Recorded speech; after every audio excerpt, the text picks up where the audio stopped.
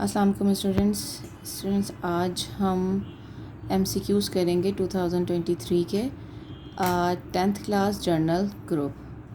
अब यहाँ पर a square minus b square a square plus b square आपके पास फर्स्ट ब्लैंक है।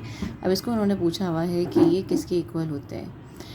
अब यहाँ पर आपके पास जो फार्मूला गिवन है a square minus b square a plus b और a माइनस बी, इस फार्मूले को अप्लाई करते हुए आप काम करेंगे। यहाँ पर a वैल्यू आपकी a स्क्वायर है और b वैल्यू आपकी b स्क्वायर है, तो आपने इसी को यूज़ करते हुए यहाँ पर काम करना है।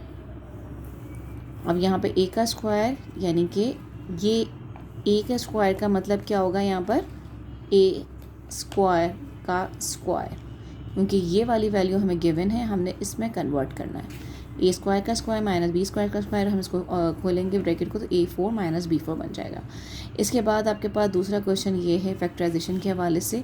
यहाँ पे आपको करना ये होता है कि आपने मल्टीप्लाई करना है, तो आपका आंसर 12 आना चाहिए और वही वैल्यू जो भी आप कैलकुलेशन लेते हैं, सम अप मल्टीप्लाई कर रहे होते हैं वैल्यू से, उसका आंसर प्लस माइनस करने से ही आपकी मिडिल वाली वैल्यू बननी चाहिए और मल्टीप्लाई करने से 12 बनना चाहिए। तो यहाँ पर अगर हम देखें तो 2 6 are 12 होते हैं, तो 2 6 are 12, अगर आप 6 में 2 प्लस करें तो 8 बन जाता है और ये माइनस का 8x है।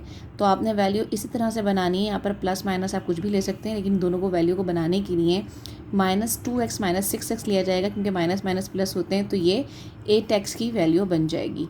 अच्छा, यहाँ पर बन गई आपके पास ये वैल्यू बन गई मिडिल वाली, और 6 2 12 होते हैं। ये आपने वैल्यू यहाँ की और ये स्टार्ट की और एंड की एज इट इज़ लिखनी है। उसके बाद इन दोनों में आपने कॉमन निकाल लिया, x माइनस 2 बचा आपके पास, और यहाँ पे आपने कॉमन निकाल लिया माइनस का 6, फिर x माइनस प्लस माइनस और 6 2 12। इसी तरह से ब्रैकेट के दोनों ब्रैकेट आपके हमेशा सेम आना ज़रूरी है। अगर ब्रैकेट में कोई डिफरेंस हो साइन का, ये वैल्यू का, इसका मतलब है क्वेश्चन में कोई प्रॉब्लम है।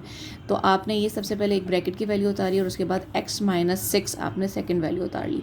तो इस तरह से आपका ये वाला काम हो गया। अब यहाँ पर आपके पास जो थर्ड MCQs है, इसके अंदर आपको एक फार्मूला दिया गया है, इसका पूछा गया है कि ये किसके बराबर होता है। अच्छा, यहाँ पे प्लस लिखा हुआ है, तो इसी से पहचान होगी ये प्लस का क्यूब का फार्मूला है कि माइनस के क्यूब का फार्मूला है। तो यहाँ प्लस है तो इसका मतलब है क्यूब के प्लस फार्मूला है।